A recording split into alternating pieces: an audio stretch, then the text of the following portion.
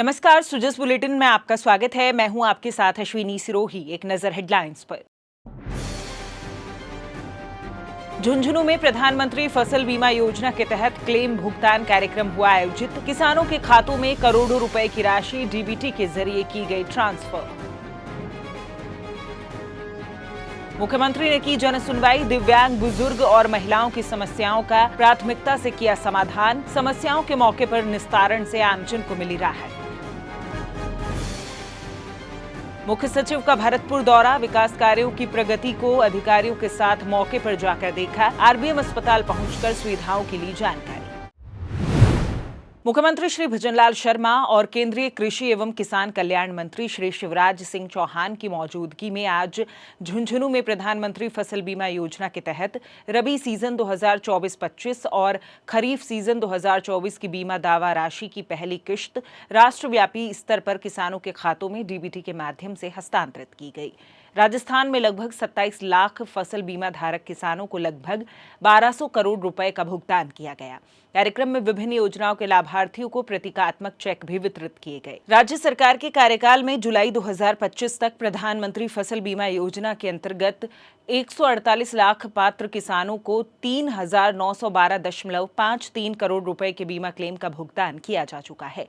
इस पहल से लाखों किसानों को आर्थिक सुरक्षा और समय पर राहत मिली है। केंद्रीय कृषि मंत्री श्री शिवराज सिंह चौहान ने कार्यक्रम को संबोधित करते हुए कहा कि प्रधानमंत्री फसल बीमा योजना किसानों को फसल हानि की स्थिति में आर्थिक सुरक्षा देने का सबसे प्रभावी माध्यम है। इस योजना से न केवल किसानों को समय पर राहत मिल रही है, बल्कि उनकी खेती करने की क्षमता और आत्मविश्वास भी बढ़ा है। उन्होंने कहा कि प्रधानमंत्री श्री नरेंद्र मोदी के नेतृत्व में किसानों को सशक्त और आत्मनिर्भर बनाने के लिए लगातार प्रयास हो रहे हैं। प्रधानमंत्री नरेंद्र मोदी जी के नेतृत्व में हमने ऐसी फसल बीमा योजना बनाई है कि एक गांव के किसानों की फसल भी खराब होगी तो राहत की राशि देंगे। और अब एक परिवर्तन और आदरणीय मुख्यमंत्री जी, कृषि मंत्री जी, हमने किया है कि एक किसान की फसल भी बर्बाद होगी तो राहत की राशि उसके खाते में डाली जाएगी, उसके खाते में डाली जाएगी। और राजस्थान के किसान भाइयों और देश के किसान भाइयों, मैं आपको आश्वस्त करता हूं, ये मोदी जी की सरकार है। भगवान ना करे कभी फसल बर्बाद हो, लेकिन अगर कभी ऐसी मौका आ गया तो राहत की राशि में कसर नहीं रखेंगे। अभी भजनलाल जी बता रहे थे आपको, 4.25 लाख करोड़ रुपया प्रधानमंत्री किसान सम्मान निधि के रूप में अब तक देश के किसानों के खाते में डाला जा चुका है। प्रधानमंत्री फसल बीमा योजना में 2016 से अब तक 2,12,000 करोड़ रुपया डाला जा चुका है।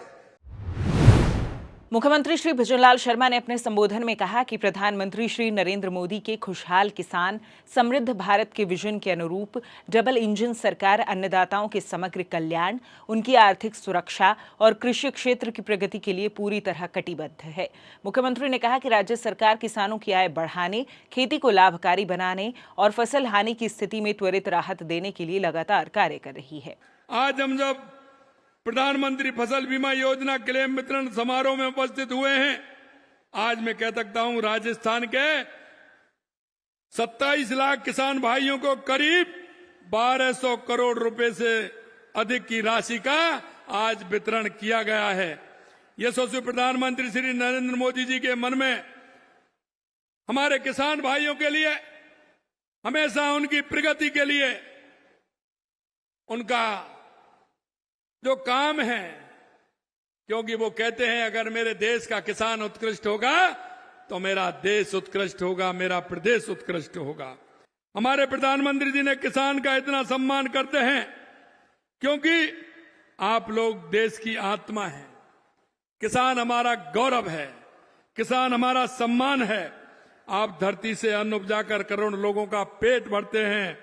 कई तरह की मौसमी कठिनाइयों और आपकी हिम्मत की परीक्षा लेती हैं, क्योंकि वो परीक्षा इसलिए लेती हैं क्योंकि अगर हारी हुई जंग से लड़ता है तो मेरे देश का किसान लड़ता है, मेरे प्रदेश का किसान लड़ता है।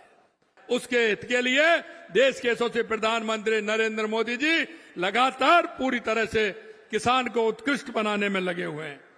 आपका पसीना इस मिट्टी में अमृत बनकर घुलता है और उस अमृत से उपजा हुआ अन्न देश की करोड़ों लोगों की थालियों को सुशोभित करने का काम करता है। मुख्यमंत्री श्री भजनलाल शर्मा ने कहा कि राज्य सरकार सुशासन के उच्च मापदंडों के अनुरूप प्रदेश के प्रत्येक नागरिक को बेहतर सुविधाएं और सेवाएं उपलब्ध कराने के लिए प्रतिबद्धता के साथ कार्य कर रही है। जन आकांक्षाओं की पूर्ति और उनकी परिवेदनाओं का त्वरित निस्तारण ही हमारे स्वराज का केंद्र बिंदु है।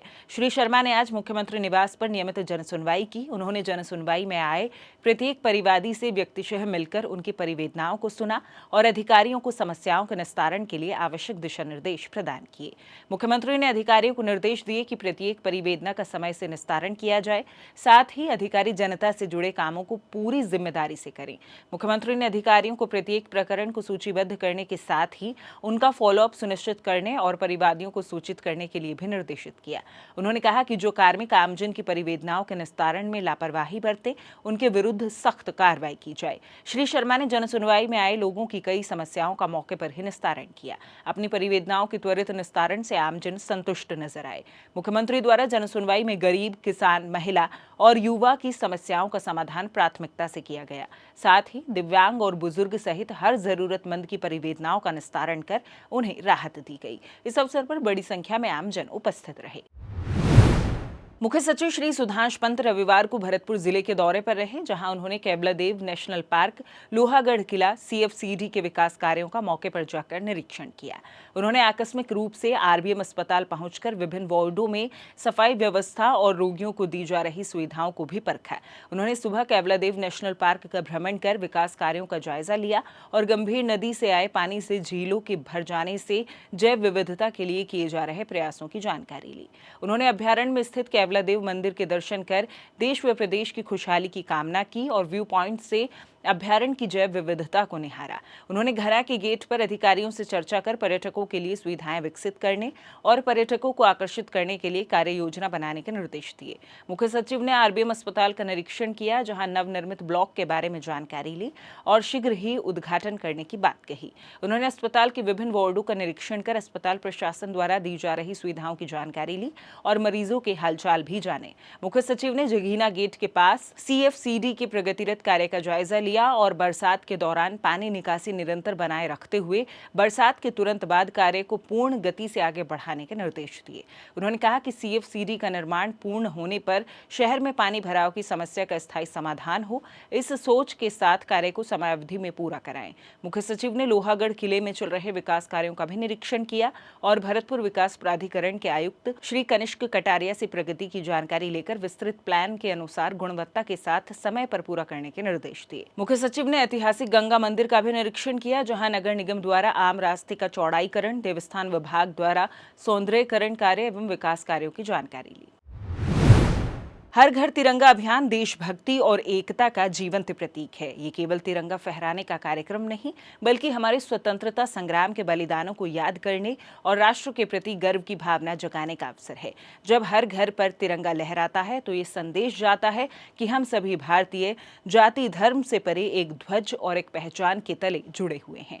ये अभियान न केवल राष्ट्रभक्ति को सशक्त करता है, बल्कि नई पीढ़ी में भी अपने देश के प्रति सम्मान और जिम्मेदारी की भावना जगाता है। मुख्यमंत्री श्री भजनलाल शर्मा के नेतृत्व में इस अभियान के तहत तिरंगा मेला, तिरंगा कॉन्सर्ट, रंगोली प्रतियोगिता, स्वच्छता अभियान और सेल्फी विद तिरंगा जैसी विभिन्न गतिविधियां प्रदेश भर में आयोजित की जा रही हैं। पहले चरण में स्कूलों व सार्वजनिक स्थलों की सजावट और स्वच्छता, दूसरे चरण में तिरंगा महोत्सव और मेले, जबकि तीसरे चरण में 15 अगस्त तक ध्वजारोहण और प्रकाश सज्जा होगी।